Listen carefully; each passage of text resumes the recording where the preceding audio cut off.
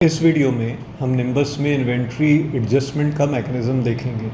Inventory adjustment करने के लिए इन्वेंट्री मैनेजमेंट के मॉड्यूल में इन्वेंट्री एडजस्टमेंट की लिंक को क्लिक करें तो हमारे सामने इन्वेंट्री एडजस्टमेंट की स्क्रीन आ जाएगी। इन्वेंट्री एडजस्टमेंट स्क्रीन का मकसद ये है कि अगर एक या दो आइटम में किसी वजह से इन्वेंट्री प्लस या माइनस करनी हो तो हम इस स्क्रीन को यूज़ कर सकते हैं।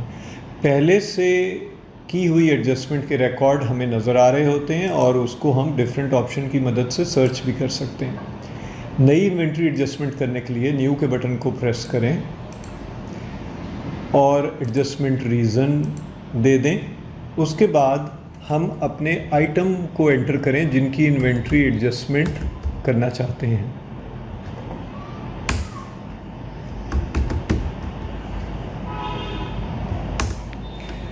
इधर हम रीज़न अगर तब्दील करना चाहें तो वो भी कर सकते हैं और इसको सेव कर दें। जितनी क्वांटिटी हमने लिखी है उतनी हमारी अब प्लस या माइनस इन्वेंट्री में एडजस्ट हो जाएगी। हम अगर चाहें तो पहले से इन्वेंट्री एडजस्टमेंट के किसी रिकॉर्ड को तब्दील या डिलीट भी कर सकते हैं।